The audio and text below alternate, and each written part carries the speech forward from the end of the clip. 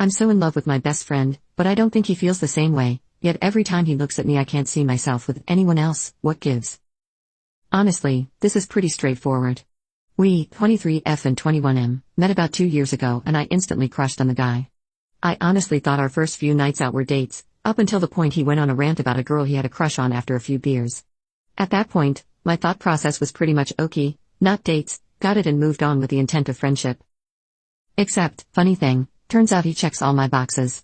I've never gotten along with anyone this well. People are shocked to find out, or well, not anymore, but up until about a year after we became friends, we haven't known each other for years and years. We have the same humor, like the same games and TV shows, agree on politics, want the same things in life, all well enough to get along, but still with enough differences that we can have conversations about it. We discover bands together, we help each other with work and writing papers, I call him when I'm sad and we both think it feels weird to not see each other for a week. Problem is, I'm completely head over heels in love with a man and it is starting to get to the point where I don't know what to do. I thought it'd go away, but every time I meet him it's like I'm falling all over again. My friends have gone from teasing me about it to shooting me pitying looks whenever his name is brought up. My sister wants me to just stop seeing him. I go a week without talking to him and I think I'm starting to get over it, but whenever I see him again, it all comes rushing back. I don't know what to do. It hurts and it's not fun anymore. I've been on dates with some amazing guys who liked me, but my feelings for my friend is stopping me from falling for someone else. It's starting to feel pathetic and at this point I see no good option. He's my best friend, the best I've ever had, and I just don't want to lose him. At this point I think asking him out would achieve that, since it's been so long since we met. I know the only way, for me personally, to get over someone is to stop seeing them, but I don't want to lose my best friend. The finishing touch keeping me on the hook are these looks he gives me. I've had other friends confirm he does this, because I was honest to God starting to think I was losing my mind. Whenever we're out in a group, at a party or the pub, whenever I look over at him, it seems he's always looking at me. And these eye contacts last way too long to be normal. Like, a good 6-7 seconds of us just looking at each other across the table, or the room, or the bar. And he does this little smile. I've never seen it on him in any other situation. I don't know what it means. I have no idea why we do this or how it came to be, but it's the final fucking nail in this coffin of hopelessness I'm buried in right now. I don't know if I'm crazy and over-interpreting things, which is very likely, or if I should just give it a shot and ask him out, even though it might ruin the friendship, or just stop seeing him, or to just carry on and hope this feeling goes away at some point of the distant future. I'm so frustrated I want to cry. And have cried. A lot. I just don't know what to do here. Update. So, hello? A little over 5 years ago I made a post on this subreddit looking for advice on how to handle my incredibly painful unrequited love for my best friend. I'd honestly forgotten about this until making a password reset on another account, and saw tips 13 among my email search results. But as I read through the post, I remember how very comforting and terrifying the responses to my post was, being a more or less unanimous ask him out that scared me to death. Sorry that this isn't really a happy update, but I don't know. It felt weird seeing something I wrote in what feels like a different life, and the people who responded seemed so genuinely kind and trying to help. I feel like I weirdly owe some kind of update. Especially for that one, dear, sweet commenter whose account is now deleted. I so wish I'd have a way to reach out to them, because that was one of the most thoughtful comments I think I've ever gotten. And just to recap, with hindsight, I really was in love with this man and I had been for about 2 years. Like, full 9 yards in love. Struggling to breathe when he talked about someone else but still cheering him on because he deserved happiness levels of in love. If that sounds a bit like obsession to you, then that's because it probably was. The thing about unrequited love, the thing that really sucks about it, is that it's incredibly hard to move on from, but until you do move on, your brain keeps obsessing about it to the point where it can be impossible to get anything done. It had been 2 years of that when I made that post, 2 years of pining and pain and an ever-growing pile of crushed hopes, and I think I was going a little bit insane, constantly swinging between butterflies and love highs when I was with my friend and the crushing feeling of rejection every time he'd say goodbye. And the obsession over things like how long he'd look at me, how long he'd let a hug last, how fast he'd respond to my texts, things which could either make or break my entire day depending on what the answer was. On to the actual update, after that primer. About a month and a half or so after I made that post, still trying to hype myself up to actually ask this man out, I accidentally became a head organizer for an event at the university I was studying at for the moment.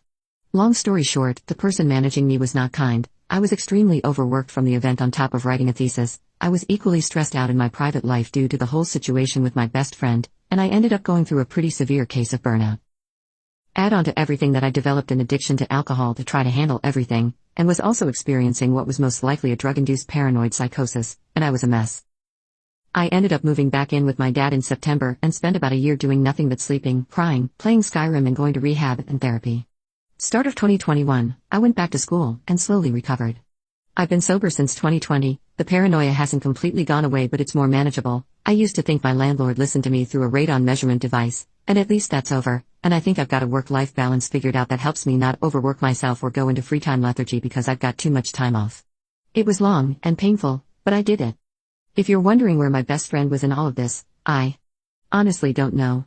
I went back to look at our text messages, and from what I can see he tried to call me a few times in early September, I didn't respond, and then nothing until around Christmas when he wondered if I wanted to meet up sometime. I said yes, and then never followed through. He hasn't texted me since January 4, 2020. Now, to be clear, I don't blame him for not reaching out more. My non-responding is what killed that friendship. I know, because it also killed every other friendship I had at the time.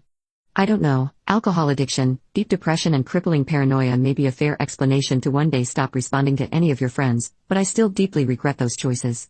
If I were to make a relationships post today, it would be on how the F you word an apology after behavior like that, 5 years down the road. Sorry. I feel like this is starting to become a journal.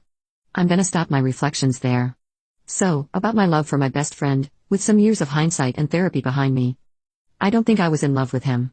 I think I was in love with the idea of him, and I think I was obsessed for sure, but looking back, I don't know. I genuinely don't know.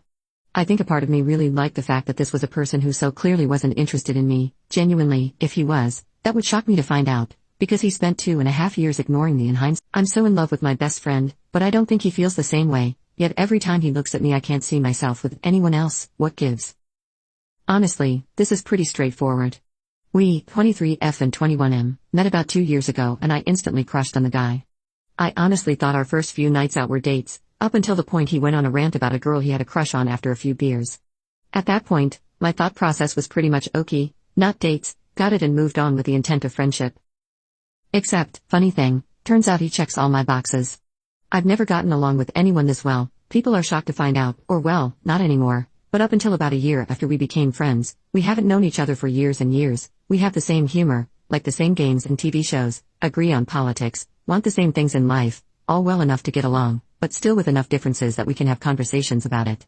We discover bands together, we help each other with work and writing papers. I call him one night, when we were alone in my apartment after a club event, after a particularly long shared look, I asked him what he was thinking about in that kind of I don't want to break the illusion soft voice you put on when you're really close to someone you like, and his response was I don't know if I agree that Geertz's metaphor about blinking makes that much sense, actually. For context, we bickered about that earlier in the night, since we just read some article about it in class. I did not expect it to make a comeback at that point. Another night, when we were out together and there had been a lot of looks and closely leaned in laughing together, and he pulls me to one side by the hand to talk to me about something, heart racing, only to ask me if I know if one of my friends is single because he thinks she's really cute and might have been looking at him all night. Looking back, at least some of this stuff is sort of funny. I have no idea if he knew or knows now that I was in love with him. I wouldn't be surprised if some of my old friends eventually told him, but of course he's never reached out about it. But yes, I think I kinda like the security of this person who clearly didn't like me back. Not that I was doing well with the heartache, but there's a certain kind of messed up comfort that comes from pining for someone who doesn't want you back. Like, the highs I'd get when I got something that felt like confirmation made up for the lows of crying in my apartment stairway when I got home after a denial. Today, I mostly just feel so bad for him and ashamed of myself. Regardless of whether he knew or not, and I'm trying to cling to the fact that he seemed to at least continue wanting to be friends as some indicator that he never felt creeped out or uncomfortable, my behavior was pretty creepy. And in the end, once I did get that distance between us, the feelings went away after some 6 months or so. My therapist recommended not meeting this person again, for my own sake, and by early 2020 I wasn't so painfully in love anymore. A while later I'd end up meeting a guy I clicked with just as much, who actually liked me back and showed it. We've been together for almost 3 years now, and are talking about starting to try for kids at some point soon. He'd like us to get married first, but is also insisting he wants to be the one to propose, so I'm just walking around waiting for the day. Even if it's not a huge surprise or secret, he just wants to get that moment of going down on one knee, and who am I to deny him? I'm slowly growing old and boring. I'm sober, I go to my boring, stable, middle career 9-to-5 job, I save for my retirement and traveling on the summers, I help my dad out on his farm, I crochet little animals for my newborn niece.